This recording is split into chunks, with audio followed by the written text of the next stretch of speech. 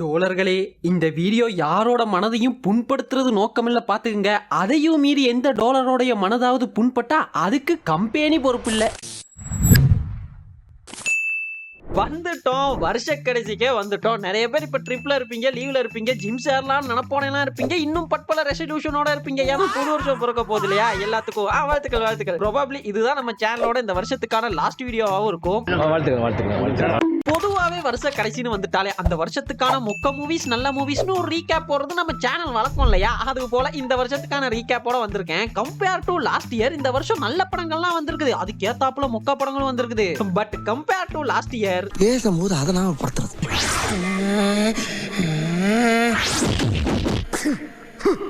இந்த வாட்டி மொக்க மூவிஸ் கொஞ்சம் கம்மின்னு நான் சொல்லல.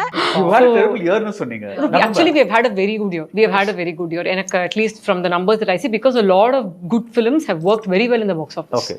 ப்ரொடியூசர் அக்காவே சொல்றாங்க பாருங்க, எஸ் இந்த வருஷம் நிறைய நல்ல படங்கள் வந்திருக்குது. பட் அதுக்கு ஏத்தாப்புலயே நம்பி தியேட்டருக்கு போன முதுகுலாம் ஒரே குத்துன அட்டுமுக்க படங்களும் வந்திருக்குது. சோ வணக்கம் டோலர்களே, இது எல்லாத்தையும் ரீகேப்பா பார்க்க அப்போ ஆரம்பிக்கலாங்களா?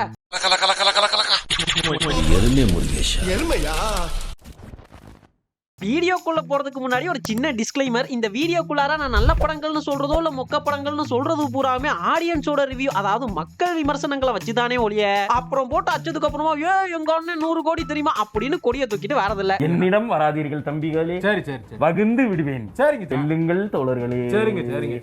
இந்த வருஷம் பாத்துக்கிட்டீங்கன்னா கிட்டத்தட்ட 220 படங்களுக்கு மேல தமிழ்ல ரிலீஸ் ஆயிருக்குது. இதுல போத் கமர்ஷியலாவும் சரி, கிரிட்டிக்காவும் சரி நல்லா இருந்த படங்கள்னு பாத்துக்கிட்டீங்கன்னா Madhagajaraja, Kudumbasthan, Dragon, Retro, Tourist Family and Bison. Mixed reviews plus கமர்ஷியலா நல்லா போன படங்கள்னு பாத்துக்கிட்டீங்கன்னா வணங்கான், விடாமுயற்சி, வீரதீர சூரன், மதராசி, ஆண் பாவம் பொல்லாதது, ஆரியன் அண்ட் மாஸ். இதெல்லாம் தாண்டி இன்னொரு கேட்டகரி இருக்குது. அதாவது தியேட்டர்ல வந்தப்போ பெருசா போகாம ஓடிடில வந்ததுக்கு அப்புறமா பேசப்பட்டு அச்சோ இந்த படம் கொஞ்சம் நல்லா போயிருக்கலாமேப்பா அப்படின்னு ஃபீல் பண்ண வச்ச படங்கள்னு பாத்தீங்கன்னா 11, DNA, கிஸ், இட்லி கடை.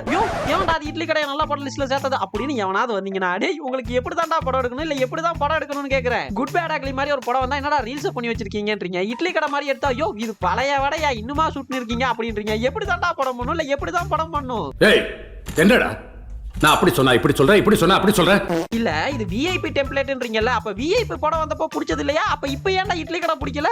ஐயே இவன் இளம் பூமருங்க அப்படின்னு என்ன வேணாலும் சொல்லுங்கப்பா, உங்களுக்கு எப்படியோ தெரியா, எனக்கு இட்லி கடை ஓகேயா தான் இருந்துச்சு. நோ இட்லி கடை கூட விடுனா எங்க நான் அந்த குட் மூவி லிஸ்டுக்குள்ள நம்ம சூப்பர் ஸ்டார் பிஆர் அண்ணனோட டூட காணோம் அப்படின்னு தெரியுது.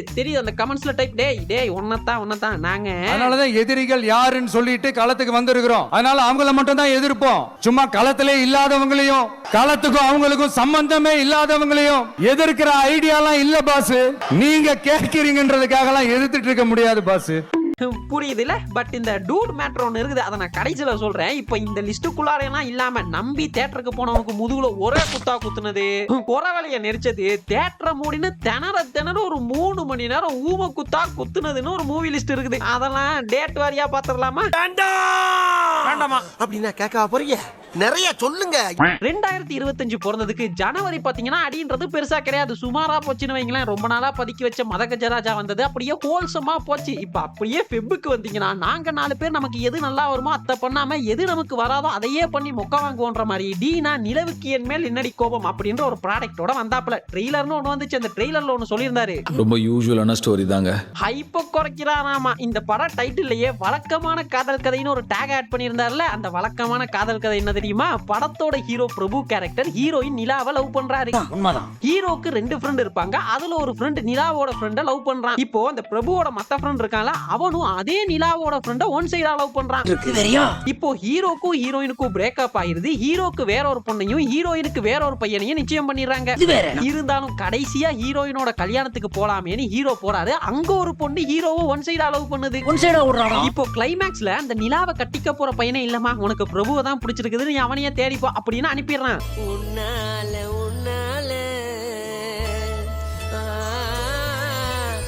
இப்போ பிரபு அந்த வீட்டுல பார்த்து வச்சாங்கல்ல பொண்ணு, அந்த பொண்ணை கட்டிக்கலான்னு போக ஒருவேளை அவங்க 2 பேருக்கு நடுவுல கல்யாணம் நடக்கலன்னா அந்த கேப்புக்குள்ள பூந்துடலான்னு நிலா பின்னாடியே போறா. இந்த 2மே நடக்கலன்னா பிரபுவை வளைச்சு போட்டலான்னு அந்த கடைசியா கல்யாணத்துல பார்த்து ஒரு பொண்ணு ஒன் சைடா லவ் பண்ணால அந்த பொண்ணு பின்னாடியே போறா. ஒருவேளை பிரபுவுக்கும் நிலாவுக்கும் கல்யாணம் நடக்கலன்னா மறுபடி நிலாவையே கட்டிக்கலான்னு அந்த நிலாவுக்கு பார்த்து வச்ச பையனும் பின்னாடியே போறான். சிகப்பு காய் போது, கருப்பு காய் போது, பின்னாலேயே சிகப்பு காயும் போது, கருப்பு காயும் பின்னாலேயே போத சரியில்லையே.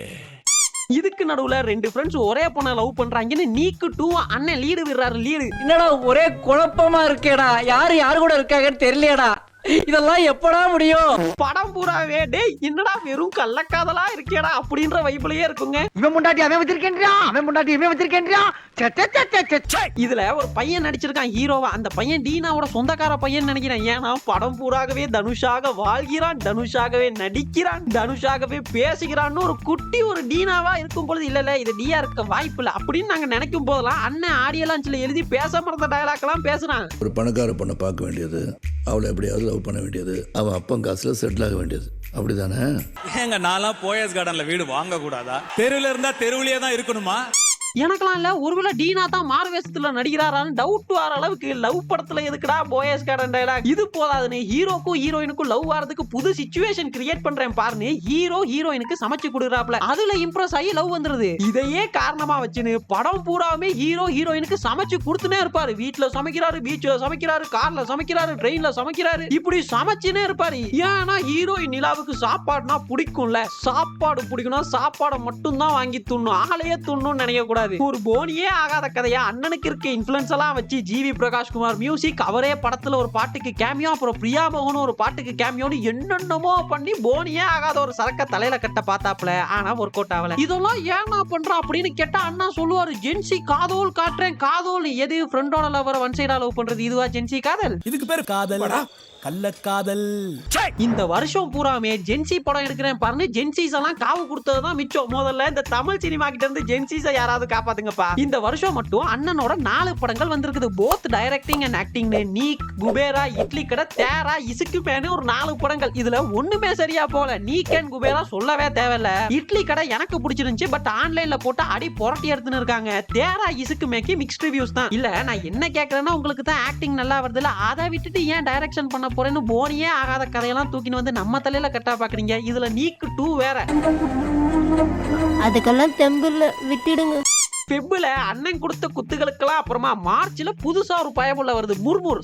மர்மர். இந்த மர்மர் இருக்குதுல, இது ஒரு ஃபவுண்ட் ஃபுட்டேஜ் ஹாரர் ஃபிலிம். அப்படின்னா இப்ப இந்த vloggers எல்லாம் vlog பண்றாங்களா, அப்படிதான் மொத்த படமும் இருக்கும். அதாவது மொத்த படமும் ஒத்த GoPro ஆங்கிள் தான் இருக்கும். பட் இப்ப அது மேட்டர் இல்ல. இந்த படமே தமிழ் சினிமால ஒரு எக்ஸ்பெரிமெண்டல் மூவி தான். டைரக்டர், ஹீரோ, ஹீரோயின் எல்லாருமே புதுசு. சோ இப்படிப்பட்ட ஒரு படம் வந்தா அது யாருக்குமே தெரியாது. ஆனா அங்கதான் இவங்களோட மார்க்கெட்டிங் ஸ்ட்ராட்டஜியை யூஸ் பண்றாங்க. என்ன பண்ணாங்கன்னா, இன்ஸ்டால இருக்க மொத்த இன்ஃப்ளூயன்சர்ஸையுமே விலைக்கு வாங்கிட்டாங்க. மொத்த இன்ஃப்ளூயன்சர்ஸ்னு சொல்றது பெரிய பெரிய இன்ஃப்ளூயன்சர்ஸ் கிடையாது. இந்த சின்ன சின்ன இன்ஃப்ளூயன்சர்ஸ் இருப்பாங்க இல்லையா, இந்த திடீர்னு இன்ஸ்டா ஃபீட்ல வருவாங்க, யார் எவனே தெரியாது. அப்படிப்பட்ட சின்ன சின்ன இன்ஃப்ளூயன்சர்ஸ், அதுவும் சின்ன குவாண்டிட்டி கிடையாது, பெத்த குவாண்டிட்டில விலைக்கு வாங்கிட்டாங்க. ஒரு 2-3 கிழமைக்கு இந்த படம் வந்த போல பாத்தீங்கன்னா, இன்ஸ்டாவை திறந்தாலே மர்மர் படத்தை பாத்தீங்களா, படம் ஆஹா ஓஹோ, சீட்டோட எட்ஜுக்கே வந்துருவீங்க, பேயெல்லாம் அலட்டி விட்டுருக்காங்க அப்படின்ற மாதிரியே பில்டப் கொடுத்துன்னு இருந்தாங்க. நானும் படம் ஆஹா ஓஹோன்னு தான் இருக்க போகுதுன்னு நம்பி தியேட்டருக்கு போனா, அங்க பேயும் இல்ல ஒரு மனுஷனும் இல்ல. அது ஒண்ணு இல்ல, கீழே போட்டு மொத்த படத்தையும் ₹1 கூட செலவில்லாம ஒத்த கோப்ரோலையே எடுத்துட்டு படம் பூராவுமே சங்கீத ஸ்வரங்கள் இதே வைப்புலயே போயின்னு இருக்கும். படத்துல இருக்கவங்க எல்லாம் பேய்கிட்ட இருந்து எப்படி காப்பாத்தப்படுறாங்க அப்படின்னு பார்க்க போன நமக்கு, ஐயா இவனுங்கள்ட்ட இருந்து நம்மள யாராவது காப்பாத்துங்கப்பா அப்படின்னு நிலைமையாகி போச்சு. வெளியே வந்து பார்த்தா ஒரு 3 வீக்ஸ்ல எல்லாம் என்ன மாதிரியே நம்பி தியேட்டருக்கு போய் அடி வாங்கினவங்க எல்லாம் ஒரே புலம்பல் வீடியோ போட்டுன்னு இருக்காங்க. நம்பி யாரும் போயிடாதீங்கப்பா, பூரா ஸ்கேம்னு. உங்களுக்கெல்லாம் ஒரு பிரச்சனைனா இந்த எம்எல்ஏ கிட்ட வர்றீங்க.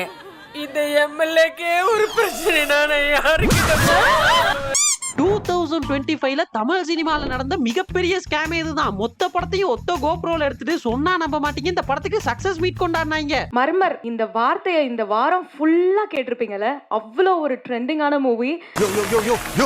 பாரிய அநியாயத்தை அவன் சிலைக்கு அவனே மாலை போடுறான். மார்ச் முடிஞ்சா ஏப்ரல்ல தலை வராரு குட் பேட் அக்லி. இந்த மங்காத்தா வந்தப்போ சுதா கொங்காரா மேம் ஒரு இன்டர்வியூல சொல்லியிருந்தாங்க, எனக்கெல்லாம் ஒரே ஆச்சரியமா இருந்தது, எப்படி ஒரு பிக் ஸ்டாரை வச்சு ஃபுல் அண்ட் ஃபுல் வில்லனிக்கா ஒரு படம் எடுக்க முடிஞ்சதுன்னு. அப்படி இந்த குட் பேட் அக்லி பார்த்தப்போ எங்களுக்குள்ள எல்லாம் ஒரு கேள்வி இருந்தது, எப்படி ஒரு பிக் ஸ்டாரை கன்வின்ஸ் பண்ணி 2.5 மணி நேரத்துக்கு ஒரு ரீல்ஸ் எடுக்க முடிஞ்சதுன்னு. இந்த படம் வரதுக்கு முன்னாடி விடாமுயற்சி ஃபெப்ல வந்தது, இது அதுக்கு அப்படியே ஆப்போசிட்டா இருக்கும். ஃபுல் அண்ட் ஃபுல் ஒரு மெச்சூர்டான மேக்கிங், ஃப்ரேம்ஸ் எல்லாம் பாத்தீங்கன்னா அப்படியே ஹாலிவுட் ரேஞ்சில இருக்கும். இங்க ஃப்ரேம் பாருங்க ஜி, இங்க ஃப்ரேம் பாருங்க ஜி. ஏய் பூமர்.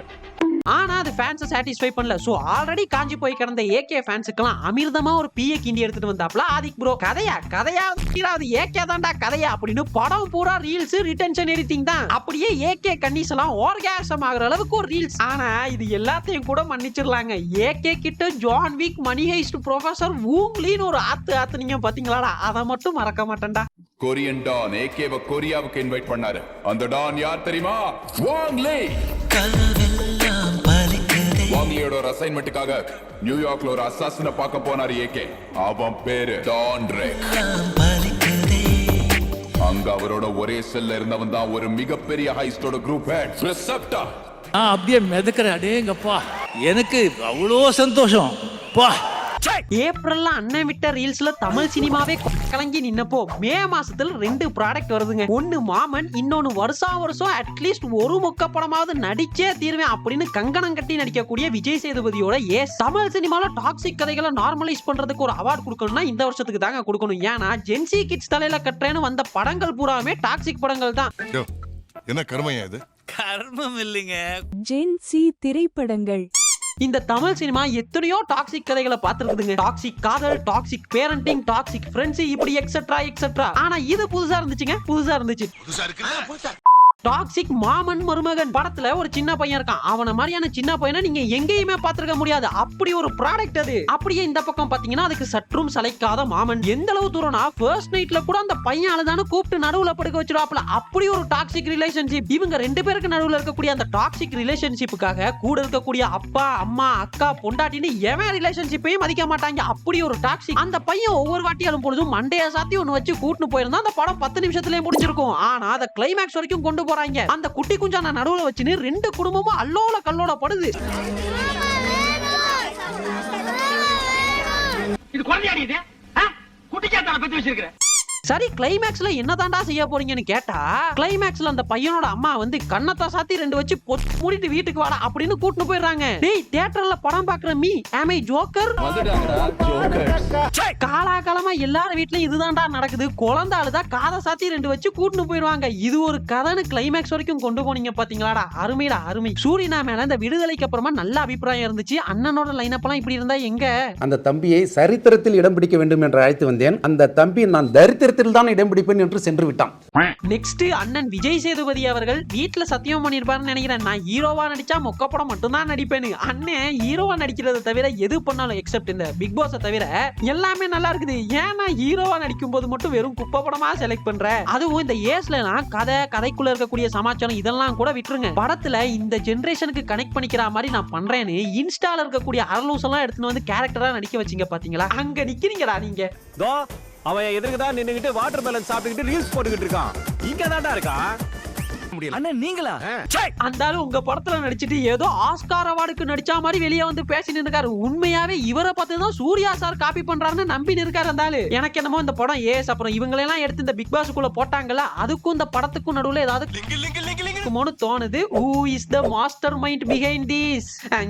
இருக்காது. பட் இருந்தாலும் ஒருவேளை இருக்குமோ? இந்த ஏஸ் தான் எப்படின்னா, இதே 2025ல அண்ணன் இன்னொரு ப்ராடக்ட் விட்டாப்ல, தலைவன் தலைவி. எப்படி சரி ட்ரெய்லரை நல்லா கட் பண்ணி ஏதோ ஹோல்சமா இருக்க போகுது அப்படின்னு நம்ப வச்சிடறாங்க. உள்ள போய் பார்த்தா பூரா நாய்ஸ்ஃபுல்லா இருக்குது. கத்துறாங்க படம் பூரா கத்தினே இருக்காங்க. டேய் கொஞ்சம் ரெஸ்ட் விடுங்கடா, காதுல ரத்தம் வருதுடா அப்படின்றது கூட கேட்காம கத்தினே இருக்காங்க. கடைசியில கதறிட்டு வெளியே ஓடி வர நிலைமை ஆகி போச்சு. போதும் தயவு செஞ்சு நீ வில்லனாவே நடினா, அதுவே நல்லா தான் இருக்குது. எப்பவாவது எதுவும் பண்ணாம இருந்து பாருங்க. மே மாசம் தான் இப்படி மங்களகரமா முடிஞ்சதுன்னா, ஜூன் மாசத்துல தான் பெரிய முதுகு குத்தல் நடந்தது. தக்லை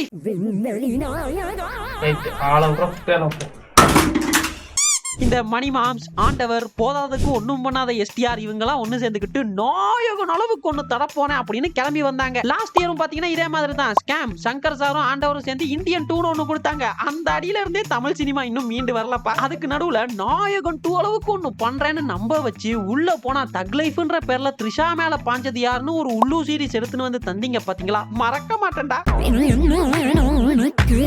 அப்ப நீ தாண்டி வேணும், நீ தான் எனக்கு வேணும். இந்த மாதிரி கன்றாவியான கதையை எங்காவது கண்டதுண்டான்ற மாதிரி தக் லைஃப்னா என்ன? Gangsters life. குண்டர் வாழ்க்கை. கெட்ட வார்த்தை சொல்லாதல, அனில் குண்டே.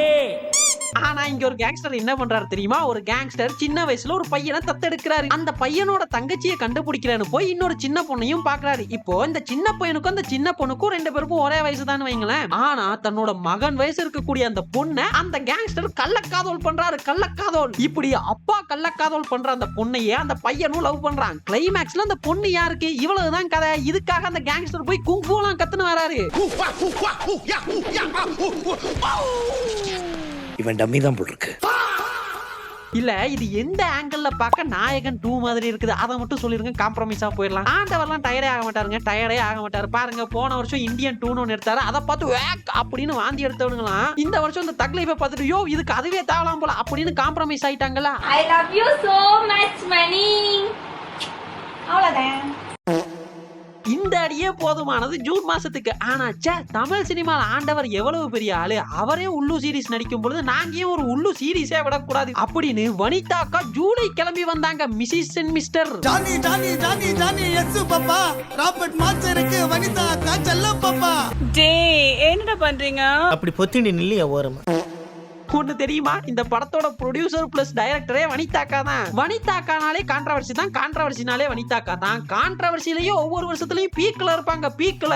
அப்படி இந்த வருஷத்துக்கான கான்ட்ரவர்சியே இந்த படம் தான். ஆனா அந்த படத்தை பார்த்துட்டு நீங்க யாரும் ஏலே என்னையா உள்ளு சீரிஸ் எடுத்து வச்சிருக்காங்க அப்படின்லாம் நீங்க வரக்கூடாதுங்க. ஏன்னா அந்த படத்தோட ஜான்ராவே அடல்ட் டிராமடி பிலிம் தான். இந்த படத்தோட கதை என்ன தெரியுமா? வனிதா அக்காவும் அந்த அண்ணனும், பேர் தெரியலப்பா, கூகுள் பண்ணி தெரிஞ்சுக்கோங்க. அந்த 2 பேரும் லேட் மேரேஜ் பண்ணிக்கிறாங்க. இப்போ இந்த வனிதா அக்காக்கு குழந்தை பெத்துக்கணும்னு ஆசை. அந்த அண்ணனுக்கு அதான் லேட் மேரேஜ் தானே பண்ணிடுவோம், இதுல எதுக்கு குழந்தைன்னு வேணான்னு சொல்லிராப்ல. இப்போ அக்கா அண்ணனை மடக்கி மேட்டர் பண்ணாதான் குழந்தைனே ஆயிரும். சோ அக்கா எப்படி அண்ணனை மடக்கி மேட்டர் பண்ணாங்கன்றதுதான் கதை. போய் பார்த்தா இந்த நண்டி என்னது பாத்ரூம்ல பூட்டு தொங்கிக்கிட்டு இருக்கு. நல்லா பாத்தியா?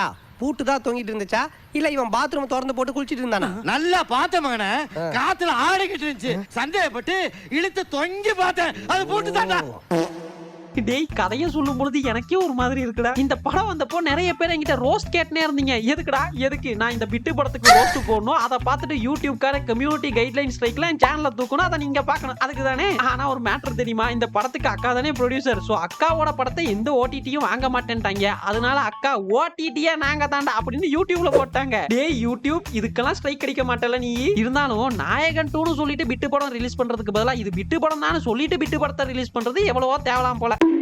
இந்த ஜூலைல வனிதாக்கா மட்டும் வரலைங்க. கமலுடன் மோது விமலுடன் மோதாதேன்னு வனிதாக்காக்கு சொல்றதுக்காகவே விமல் ஒரு படத்தை எடுத்து விட்டாப்ல, தேசிங் ராஜா 2. இந்த படத்துல எதுக்குடா புகழுக்கு லேடி கெட்டப், எதுக்குடா லேடி கெட்டப் சொல்லி தொலைங்கடா, எதுக்குடா புகழுக்கு லேடி கெட்டப்? யாருன்னா அது வாண்டட்டா கதையே இல்லாம ஒரு படம் எடுக்கணும்னு எழுதுனா கூட இப்படிப்பட்ட ஒரு காவிய கதை எழுதவே முடியாது. இந்த விமலும் புகழும் ஒரு எதிரி போலீஸ்காரங்க, ஒருத்தருக்கு ஒருத்தர் எதிரி. அப்படி இருக்கும் பொழுது ஒரு அமைச்சரோட ரெசார்ட்ல இருந்த ஒரு லீக்ட் வீடியோ இருக்கக்கூடிய டிஸ்க் காணாம போயிருது. அதை விமல் கண்டுபிடிக்கிறாரு, புகழ் தடுக்கிறாரு. இது ஒரு கதை.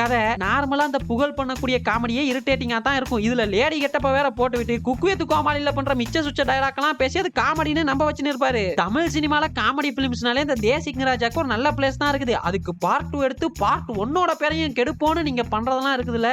This is such a behavior. நீங்க ஏன் இப்படி பண்ணிருக்க கூடாது? இந்த மிஸ்ஸஸ் அண்ட் மிஸ்டருக்கும் தேசிங் ராஜாக்கும் விட்டு தான் கருவே. நீங்க ஏன் ஒரு கிராஸ் ஓவர் பிலிம் பண்ணிருக்க கூடாது? அதாவது வனிதாக்கா மேட்டரை முடிச்சிடறாங்க, டிஸ்க் காணாம போயிருது. காணாம போன டிஸ்க பார்க்கணும்னா தேசிங் ராஜா 2 பாருங்க அப்படின்னு ஒரு லீட விட்டு முடிச்சிருந்தீங்கன்னு வைங்களேன். சினிமாலே 2 படமும் ஓடி இருக்கும். ஐடியா இல்லாத பசங்க. அதெல்லாம் இந்த ஊர்ல எவனுக்கு தெரியுது ஐடியா இல்லாத பசங்க. இப்பதாங்க மெயின் மேட்டருக்கே வரோம். கூலி ஞாபகம் இருக்குதா? என்ன எங்கேயோ பார்த்திருக்கேன்னு சொன்னீங்க. இன்னுமா என்ன தெரியல. ஒருத்தர் 2 வருஷமா ஒட்டிட்டு இருந்தாப்ல. பார்த்து பண்றானா. எப்படி லியோ பண்றப்போ இண்டஸ்ட்ரியில அந்த வருஷம் பூராமே லியோக்கு ஒரு ஹைப் இருந்ததோ அதை விட டபுள் மடங்கு இந்த படத்துக்கு ஹைப் இருந்தது. ஏன்னா அமீர் கான், நாகார்ஜுனா, நாகார்ஜுனாவா பழைய காமெடி, உபேந்திரா, ஷௌபின் எல்லா இண்டஸ்ட்ரியில இருந்தும் கேஷ் பண்ணிருந்தாங்க. கடைசியில வந்த ப்ராடக்ட் என்ன தெரியுமா? நவீன முறையில் ஆளை கொள்ளும் மெஷின். மறக்க மாட்டேன்டா, மறக்கவே மாட்டேன், லைஃப்ல மறக்க மாட்டேன். நீங்க இது பண்ணது கூட பரவாயில்ல, பூச்சி கொள்ற மெஷினை செஞ்சுட்டு இண்டஸ்ட்ரிக்கு நான் எவ்வளவு கண்ட்ரிபியூட் பண்ணிருக்கேன் தெரியுமா அப்படின்னு இன்டர்வியூ கொடுத்த பாரு. மைக்க போடுங்க சார், அவர்கிட்ட இருந்து மைக்க போடுங்க. நான் இது வந்து ஒரு பெருமையா கூட சொல்லலாம். 6 படம் தான் பண்ணிருக்கேன் இந்த 9 வருஷத்துல. But I've contributed so much to the industry. ஏய் வாயை முன்னேந்து போடா, எதா அசியமா பேச போற. எனக்கெல்லாம் ஒரே ஒரு டவுட் தாங்க, இந்த படத்துக்கும் அந்த வாட்சுக்கும் என்ன சம்பந்தம்? அதை மட்டும் சொல்லிருங்க, காம்ப்ரமைஸா போயிடலாம். என்னைக்கும் எனக்கு இந்த லோகேஷோட கான்ஃபிடென்ட் பிடிக்குங்க. லியோன்னு பேரை வச்சுட்டு அவன் லியோவா இல்லையான்றதுதான் ட்விஸ்ட்னு படத்துல காட்டுவாப்ல. நான் அவ இல்ல நான் இல்ல, நீங்க யாரும் நினைச்சு பேசிட்டு இருக்கீங்க.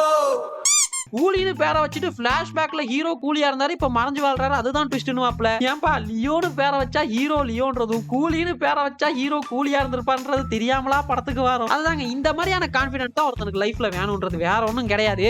லோகேஷ்னா இந்த மாதிரி அற்புதமான கதைகளை கொடுத்து இண்டஸ்ட்ரிக்கு கண்ட்ரிபியூட் பண்ணதுக்கு நன்றி. மீண்டும் இந்த மாதிரி கதைகளுடன் வர வேண்டாம். அப்பா பிரேட் ஆயிடுச்சு, வா போலாம். இந்த சொசைட்டியை ஒரு ட்ரக் ஃப்ரீ சொசைட்டி. நீ வந்தா கொலை பண்ணிடுவேன் உன்னைய. காய்ஸ், இந்த வருஷம் வந்து 9 மொக்க படங்களை பார்த்துட்டோம். 10வது மொக்க படம் என்ன தெரியுமா? அப்பா வேற, நான் வேற. மச்சி இவன்டா. ஆமாடா இவன்டா. எஸ், மக்கள் செல்வனோட செல்வன், செல்ல குழந்தை சூர்யா சேதுபதி. அண்ணனோட படம் என்னைக்கும் பேசாது, அண்ணன் தான் பேசுவாரு. அப்பா வேற, நான் வேற.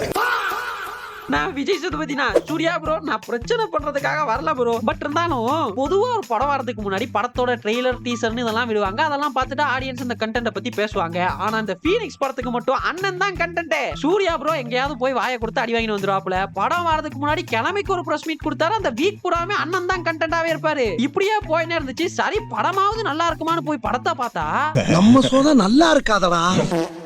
பொதுவா ஒரு படத்தை போய் பார்த்தாதான் அது மொக்கையா இருக்கா இல்லையான்றதே சொல்ல முடியும். ஆனா இந்த படத்துக்கு டைட்டில பார்த்தாலே சொல்லிடலாம் இது ஒரு உப்புமா படம்னு. பாருங்களேன், அந்த டைட்டில கொஞ்சம் நல்லா பாருங்களேன். இதுதான் உங்க டைட்டிலா இல்ல இதுதான் உங்க டைட்டில் டிசைனான்னு கேக்குறேன். இந்த படத்தோட டைரக்டர் அனல் அரசுங்க. இது அவரோட முதல் டெபியூ படம் டைரக்டரா. அந்த மனுஷன் எத்தனை படத்துல ஒர்க் பண்ணிருப்பாரு. ஒரு டைட்டில் டிசைன் ஏஐ கிட்ட கொடுத்திருந்தா கூட நல்லா பண்ணிருக்குங்க. இப்படி இந்த டைட்டில் டிசைனை பார்த்தாலே சொல்லிடலாம் இது ஒரு உப்புமா படம். நீ டேய் என்னடா மூஞ்சி இது, இதெல்லாம் வியாபாரம் ஆகாது. இருந்தாலும் படத்துக்கு போய் பார்த்தா படம் பூராமே சூர்யா ப்ரோக்கு ஒரே ரியாக்ஷன் தான். சிரிக்க கூடாது, முறைச்சினே இருக்கணும். இந்த நானும் ரவுடி தான் படம் பார்த்திருக்கீங்களா, அதுல ஒருத்தன் இருப்பான்ல, அதே ரியாக்ஷன்ல அப்படியே லாக் பண்ணிடுறாங்க. இல்ல சார், விட்டுருங்க சார், பயமா இருக்கு சார், போயிடும் சார். பயமா இருக்கா? என்ன பார்த்தாவா? இல்ல சார், அவரு பார்த்தா சார். யாரு? டர்ரா என்ன முறைக்கிறார்ல சார், அவரு சார். யாரு? அவனையா? ஆனால் அரசு ஸ்டண்ட் மாஸ்டர்ன்ற ஒரே காரணத்துக்காக படம் பூரா ஃபைட். ஏய் எதுக்குடா அடிச்சுக்கிறீங்க, கொஞ்சம் நிறுத்துங்கடா, பிரேக் விடுங்கடா அப்படின்னு ஆடியன்ஸ் கதற அளவுக்கு சண்டை. கதையா அது எங்க இருக்குது, ஃபைட் தான்டா கதையன்ற அளவுக்கு. எப்படி சூர்யா ப்ரோ, நீங்களும் விஜய் சேதுபதி சாரும் 2 பேரும் ஒன்னா சேர்ந்தானே கதை கேட்பீங்க. கதை கேட்டுட்டு அந்த மொக்க கதையை நீ பண்ணி இந்த மொக்க கதையை நான் பண்றேன் அப்படின்னு பிரிச்சு எடுத்துப்பீங்க. பொய் சொல்லாதீங்க, சொல்லுங்க.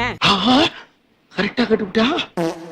உண்மையாவே இந்த இண்டஸ்ட்ரிக்கு கண்ட்ரிபியூட் பண்றேன் அப்படின்னு சொல்லக்கூடிய தகுதி உங்க ஃபேமிலிக்கு மட்டும்தான் ப்ரோ இருக்குது. I stand with you. அடுத்த படத்தோட வாங்க, வெற்றி நிச்சயம். நல்லதே நடக்கும் சார், வெற்றி நிச்சயம் சார். ஆக மொத்தம் இந்த வருஷமும் ஒரு சில மொக்க படங்களோட தான் போச்சு. மொக்க படங்கள் அதிகமாயிருச்சு, உருப்படியான படங்களை காணோம். ஆனா பொய் சொல்லக்கூடாதுங்க, பொய் சொல்லக்கூடாது. உண்மையாவே இந்த வருஷம் கொஞ்சம் ஹோல்சமான படங்களும் வந்துச்சு, இல்லன்னா இல்ல. பட் செலிப்ரேட் பண்ணி நம்ம பார்க்கக்கூடிய இந்த பெரிய ஹீரோஸோட படங்கள்லாம் இருக்குதுல்ல, அவங்க எல்லாம் மொக்க படம் தான் இந்த வருஷம் கொடுத்துருக்காங்க. அதுவும் சாதா மொக்க கிடையாது, சூர மொக்க படங்கள். சூப்பர் கிரிஞ்சி, இந்த மாதிரி கிரிஞ்சி நான் பார்த்தது இல்லங்க. ப்ரோ சூப்பர் ஸ்டாரை விட்டீங்க. நான் திரும்ப சொல்றேன், இந்த லிஸ்ட்ல சேர்க்கக்கூடிய படங்கள், படம் என்ன தெரியுமா, படங்களை மட்டும் தான் சேர்க்க முடியுமே தவிர படமே இல்லாத பப்படத்தெல்லாம் அந்த லிஸ்டுக்குள்ள சேர்க்க முடியாது. அவ்வளவு ஆசைப்படுறீங்கல்ல, உங்க ஆசைக்காக ஒண்ணு சொல்றேன். நான் முன்ன சொன்ன மாதிரி இந்த வருஷத்துல வந்த படங்களுக்காக இந்த வருஷத்துக்கு ஒரு அவார்ட் கொடுக்கணும்னா toxic movie of the year அப்படின்ற அவார்டு வேணா கொடுக்கலாம். ஏன்னா தமிழ் சினிமால இந்த டாக்ஸிக்கான விஷயங்கள்லாம் நார்மலைஸ் பண்ற மாதிரியான படங்கள் 2025ல தான் அதிகமா வந்திருக்கும். சின்னதா ஒரு லிஸ்ட் மட்டும் சொல்றேன் கேளுங்க. அக்செப்டன்ஸ்ன்ற பேர்ல டாக்ஸிக்கான விஷயங்கள்லாம் சொன்னா டூட், மாமன் மருமகனுக்குள்ள இருக்கக்கூடிய டாக்ஸிக்கான ரிலேஷன்ஷிப் எல்லாம் காட்டினா மாமன், ஆஃப்டர் மேரேஜுக்கு அப்புறம் எப்படி ஒரு டாக்ஸிக்கான ரிலேஷன்ஷிப்ல வாழலாம்னு அதை நார்மலைஸ் பண்ணா தலைவன் தலைவி, மாதிரி. இது போக சுகர் டேடி கான்செப்ட் சொல்லாம சொன்னா தக் லைஃப் கூச்சமே இல்லாம பிட்டு படத்தை எடுத்துட்டு வந்து விட்டா மிஸ்ஸஸ் அண்ட் மிஸ்டர் நேம். இதெல்லாம் தாண்டி ஒன்னு இருக்குது காந்தா. என்னடா கள்ள கதல நார்மலைஸ் பண்ணிட்டு இருக்கீங்க? ஆக்சுவலி இந்த டூட் படத்தை பார்த்து அந்த படத்தை எப்படி அடிச்சோமோ அது போல தான் காந்தாவே அடிச்சிருக்கணும். என்னடா கள்ள கதெல்லாம் நார்மலைஸ் பண்றீங்கன்னு. ஆனா அதை பத்தி எவனுமே பேசல. எல்லாரும் இந்த படத்துல எப்படி எல்லாரும் நடிச்சிருக்காங்க தெரியுமா அந்த ரூட்ல போயிட்டாங்க. டேய் இன்னும் இந்த ஜென்சி கிட்ஸுக்காக படம் எடுக்கிறேன்னு ஜென்சி கிட்ஸ் தலையில இன்னும் என்னென்னத்தெல்லாம் கட்ட போறீங்களோ தெரியல. இது போக ஆண் பாவம் பொல்லாதது பேட் கேர்ள்னு மிக்ஸ்டான டாக்ஸிக் விஷயங்களை பத்தி பேசின படங்களும் இருக்குது. அதெல்லாம் பத்தி பேசினா யூ ஆர் ஆன்டி இண்டியன் அப்படின்னு கத்தி என் பக்கம் திருப்பிடுவீங்கன்னு தெரியும். அதனால எல்லாரும் போல இருக்கடம் தெரியாம இருண்டு போயிரும்டா. அப்படி இருக்கிற இடம் தெரியாம இருந்துட்டு போயிடும்.